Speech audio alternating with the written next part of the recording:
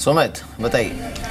शुक्र है मेहर। आज जो शेयर चुन के लाया वो इंजीनियरिंग स्पेस से है। सुनील हाईटेक को चुना गया है। Company EPC engineering power business के अंदर है। अपने हायर लेवल से शेयर काफ़ी ज़्यादा इरोड हो चुका है। करीब करीब 52% इसकी वैल्यू अपने हायर लेवल से इरोड हो चुकी है। उसके अलावा अगर पिछले क्वार्टर के नंबर उठा के देखें तो ऑपरेशनल फ्रंट पर भी और नेट प्रॉफिट फ्रंट पर भी कंपनी के नंबर सीक्वेंशियली भी और वाई दोनों आधार पर अच्छे आते हुए दिखाई पड़े। सीक्वेंशियली मुनाफा करीब 27% बढ़ा है वाई बेसिस पर ऑपरेटिंग मुनाफे की बात करें, और नेट प्रॉफिट भी करीब 17% क्यू बेसिस पे बढ़ा है। पिछले 3 तिमाही से लगातार कंपनी के जो प्रमोटर हैं वो अपने स्टेक जो है वो बढ़ाते हुए दिखाई पड़ रहे हैं। सबसे अहम चीज़, कंपनी के पास जो कैश है वो काफ़ी साउंड है। करीब 47 रुपये की कैश ईपीएस है। 160 से 170 रुपये की रेंज में शेयर कामकाज कर रहा है और करीब 47 रुपये की कैश ईपीएस अपने आप में एक साउंड माना जा रहा है। 27 रुपये की नॉर्मल ईपीएस और महज 6 के मल्टीपल पे सेक्टर कामकाज कर रहा है। 22 का मल्टीपल पूरा सेक्टर को मिलता है, जबकि ये शेयर महज 6 के मल्टीपल पे कामकाज कर रहा है। बाजार में ऑलरेडी काफ़ी रनअप आ चुका है, लेकिन उसके बावजूद भी कुछ शेयर जो कि एक अच्छी वैल्यू बाय के तौर पर देख रहे हैं, उसमें सुनील हाईटेक है। बुक वैल्यू से भी शेयर करीब 28% नीचे कामकाज कर रहा है। कई रिपोर्ट्स को रिफर किया गया है, रादर कुछ रिपोर्ट्स में 300 प्लस के भी टारगेट्स दे रही हैं, लेकिन जिस रिपोर्ट के ग्राफिक्स जिससे बनाया गया उसमें करीब 200 रुपये के टारगेट्स सुनिधि सिक्योरिटीज की एक रिपोर्ट को रिफर किया गया। उनका मानना है कि 200 रुपये तक के टारगेट्स नियर टर्म में एटलीस्ट शेयर में देखने को मिल सकते हैं। बिल्कुल बिल्कुल। चलिए, तो सुनील हाईटेक है जो कि करीब 6% ऊपर 177 पर। शुक्रिया सुदीप इसके लिए। स्टॉक आप देख सकते हैं किस तरह से आउट परफॉर्म कर रहा है। अब हमारे साथ सुदीप बंदोपाध्याय जुड़े हैं, उनसे बात करते हैं। Sudeep, morning to you. शुक्रिया इस बातचीत में शामिल होने के लिए। अब ये एक के बाद एक, पहले रेग्जिट, उसके बाद ब्रेग्जिट, ये सारी चीज़ें एक के बाद एक आई and market has almost digested all of it and it's still moving.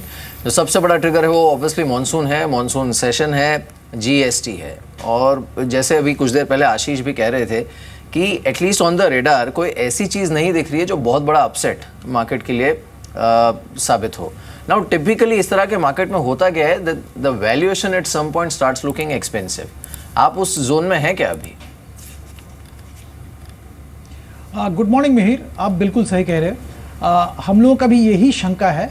जैसे आपने जिक्र किया है, ब्रेग्जिट के बावजूद इंडियन मार्केट्स में मैक्रो फैक्टर्स पॉजिटिव दिख रहे हैं। मॉनसून का प्रोग्रेस ठीक ठाक चल रहा है और उम्मीद यही है कि जुलाई में मॉनसून का डिस्ट्रीब्यूशन और क्वांटिटी दोनों ही अच्छा रहेगा।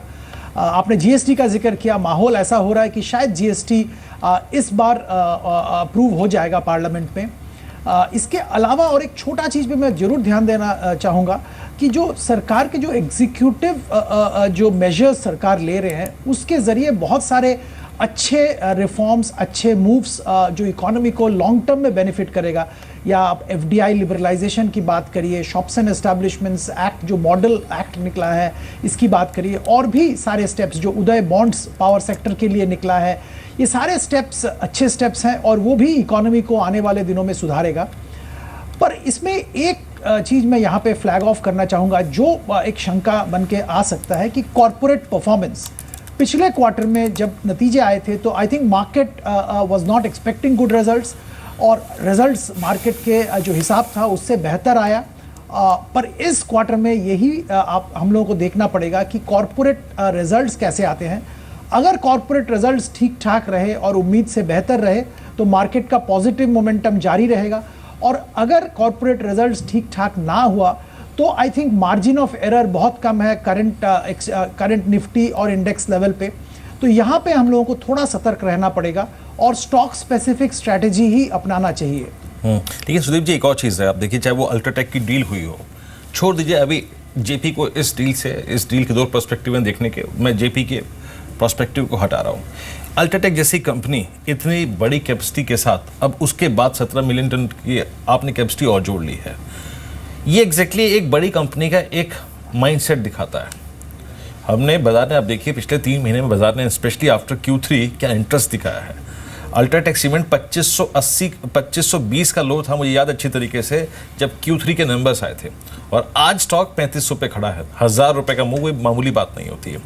ये बाजार का जो इंटरेस्ट है इस वक्त सीमेंट स्टॉक्स में, और जो जिस प्रकार का माइंडसेट है इस वक्त कॉर्पोरेट्स का, बड़ी कंपनियों का, उसको देख के लगता है आपको something is about to happen in this sector, कुछ होने वाला है, और I think as a investors को चेज करना चाहिए।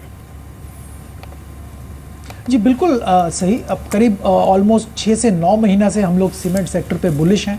हम लोगों को लगता है कि सरकार ने जितने भी सारे कदम लिए हैं रिफॉर्म्स के, उसमें सीमेंट का बहुत बड़ा रोल रहेगा। आप हाउसिंग फॉर ऑल की बात करिए, स्मार्ट सिटी की बात करिए, इंफ्रास्ट्रक्चर की बात कीजिए, तो सारे जगह में आई थिंक एक कॉमन इंग्रेडिएंट सीमेंट है। और ये सीमेंट में आई थिंक बहुत अच्छा खासा मोमेंटम देखने को मिलेगा आने वाले दिनों में। इसके अलावा मैं और एक चीज़ पॉइंट करना चाहूँगा अल्ट्राटेक डील के सिलसिले में। अगर आप देखेंगे कि प्राइवेट इन्वेस्टमेंट इकोनॉमी में बहुत कम हो गया था, जो इंडस्ट्रियलिस्ट थे, जो प्राइवेट इन्वेस्टर थे, वो इन्वेस्ट नहीं कर रहे थे, और एक बहुत ही शंका की बात ये थी। और ये अल्ट्राटेक डील शायद एक गेम चेंजर स्थापित हो सकता है कि private investment once again is coming back, और आई थिंक इकोनॉमी के लिए एक बहुत बड़ा पॉजिटिव आने वाले दिनों में स्थापित हो सकता है। बिल्कुल। चलिए कुछ और जो आउट परफॉर्मर्स हैं ना अच्छे, उनको देख लेते हैं। देखो जेपी तो और पिछले एक हफ्ते के वीकली अगर उसको आप देखें, एक तो जेपी तो है ही इस डील के एंटिसिपेशन में जो मूव इसने दिया है। इसके अलावा है DLF, Manappuram finance, MacLeod Russell, BHEL, Jubilant food works, ये कुछ काउंटर्स हैं जिस पर हमने ठीक ठाक मूव आते देखा है। आज भले ही नेगेटिव हो, लेकिन आशीष, इनमें से कोई काउंटर ऐसा है जो कि आप बाय कर रहे हो इस समय? मणिपुरम फाइनेंस मुझे काफ़ी अच्छा नज़र आता है इस लेवल पर, और मेरा मानना है ये स्टॉक जल्दी आपको 3 डिजिट में देखने को मिलेगा। अब उसके पीछे एक रीजनिंग है, वो ये है कि मणिपुरम फाइनेंस में चूंकि गोल्ड लोन एक मेजर प्लेयर, और जैसे जैसे गोल्ड का प्राइसेस बढ़ता है तो उनका जो रिस्क है वो कम होता है। इसके अलावा लास्ट 2 क्वार्टर के नतीजे देखें तो जो उनका नेट प्रॉफिट है उसमें 30% का इजाफा हुआ है दिसंबर से मार्च क्वार्टर में। और यदि कंपनीज की सब्सिडरीज पर नज़र डालें तो कंपनी अब होम फाइनेंस में भी है, और कंपनी के पास में एक माइक्रो फाइनेंस कंपनी भी है जो करीब 2,500 करोड़ तक का उसका लोन बुक इस साल में उम्मीद कर रहे हैं वो। तो मेरा मानना है यदि 6,500 करोड़ के मार्केट कैप पर मणिपुरम मिलता है तो उसके कंपैरिजन में उज्जवन या इक्विटास का भी इनफैक्ट मार्केट कैप आज 6,200 करोड़ के आसपास है, और उज्जवन 4,500 करोड़ के आसपास है। तो ये जो सिर्फ माइक्रो फाइनेंस एक बिजनेस है उनको इतना मार्केट कैप मिल रहा है, तो ये तो आपके पास में यहाँ housing finance, insurance, micro finance, gold loan, सारे आपको पोर्टफोलियो सिर्फ 6,500 करोड़ मार्केट कैप में मिल रहे हैं। तो मुझे लगता है कि मणिपुरम फाइनेंस बिल्कुल एक री रेटिंग के लिए तैयार है, और ये स्टॉक जल्दी 100 रुपये के फिगर को टच करेगा। चलिए थोड़ा सा आईपीओ मार्केट की बात कर लेते हैं, और एल&टी इन्फोटेक, ये जब दस्तक देगा तो एक ऐसी प्राइसिंग के साथ, और आई थिंक टेबल पे इन्वेस्टर्स के, जैसे कि मिहिर और मैं कल अंतिम आज़मी में डिस्कस कर रहे थे, कुछ छोड़ के आ रहा है। सुदीप जी, आपसे प्रश्न होगा, इस आईपीओ को लेकर आपकी राय क्या है, आपका मैंडेट क्या है? हम कल ग्राफिक्स देख रहे थे, जरा प्लीज़ वो कल के एग्जैक्टली ग्राफिक्स दिखाइए कि इंडस्ट्री पी क्या है, या फिर इस सेक्टर के दिग्गज किस पी मल्टीपल पर अगर आप देखें ट्रेड कर रहे हैं, और क्या पी मल्टीपल अगर आप देखें एंटरटेन कर रहा है बाजार 20-20 के, अगर आप देखें 20-20, 19-17, लेकिन ये एल&टी इन्फोटेक लगभग 12 की पी पे। एक तो ये आईपीओ कैसा होगा, ये बेट करने लायक होगा या नहीं होगा, और लगभग 22% एक्सपोजर इनका यूरोप में है, लगभग 65 से 70% एक्सपोजर इनका यूएस में है। सुदीप, आपकी राय क्या होगी इस आईपीओ पर, और पूरे आईपीओ मार्केट पे इस वक्त आपकी राय क्या है? जी जैसे आपने बताया तो एल&टी इन्फोटेक एक अच्छा पेरेंटेज वाला कंपनी है, और इसमें आपको ये ध्यान में रखना होगा कि यूके में इसका एक्सपोजर नेग्लिजिबल है। तो आई थिंक ब्रेक्जिट का जो नेगेटिव असर है इस कंपनी में बहुत ही कम आएगा। हाँ, यूरोप में एक्सपोजर है, but overall I think European market में अच्छा ग्रोथ कंपनी को मिल रहा है। स्टेबिलिटी कंपनी में थोड़ा अनस्टेबिलिटी था, टॉप मैनेजमेंट में कंटिन्यूअस चेंज हो रहा था पिछले कुछ सालों से, but I think they have come out of that phase, and I think business में और लीडरशिप टीम में एक स्टेबिलिटी देखने को मिल रहा है।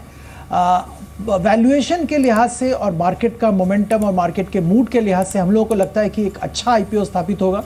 तो निवेशक को लिए हमारी यही सलाह होगी कि वो अप्लाई कर सकते हैं पोस्ट लिस्टिंग गेन्स के लिए। बिल्कुल। चलिए, खैर इस मौके पर हमने कंपनी के chairman, non executive chairman mister M Naik से बात की। सुनते हैं इस आईपीओ पर उनका क्या कहना है। एल&टी इन्फोटेक पे बात करने के लिए हमारे साथ हैं कंपनी के group chairman mister M Naik और उनकी टीम।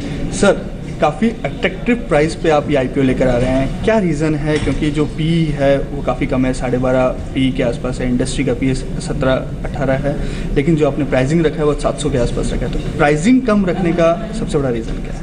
नहीं, पहले तो मैं ये आपकी बात मानता नहीं हूँ कि 17-18 मल्टीपल सब कंपनी का है। इवन जो टायर 1 कंपनी है उसमें से 2 से 3 का मल्टीपल 15 है। सो ऐसा नहीं है कि सबका 17-18 है, खाली 2 कंपनी का 16 से ज़्यादा है, राइट, से 17 2 कंपनी का। सो इफ़ यू सी, आप अगर देखें तो इतना प्राइस कम में जा रहा है ऐसा भी नहीं है। रीज़नेबल प्राइस हमें छोड़नी चाहिए मार्केट के लिए, शेयर होल्डर के लिए, जो L&T ग्रुप में आज तक इतना विश्वास करती आ रही है। L&T ग्रुप का जो एक ब्रांड है वो शेयर होल्डर ने भी बनाया हुआ है, क्योंकि वो हमेशा L&T का नाम आएगा तो बोलेगा पैसा कभी जाएगा नहीं, कुछ भी तो कमाएंगे। ये सोच को देखते हुए हमने सोचा कि इसकी प्राइस थोड़ी कम रखें, उससे कोई ज़्यादा फर्क हमें पड़ने वाला नहीं है, क्योंकि 90% तो हमारे हाथ में है। जो भी हम कर रहे हैं वो तो 10% के लिए कर रहे हैं, अगर कर रहे हैं तो। लेकिन आप बोलते हैं कम है तो ठीक है, अट्रैक्टिव है।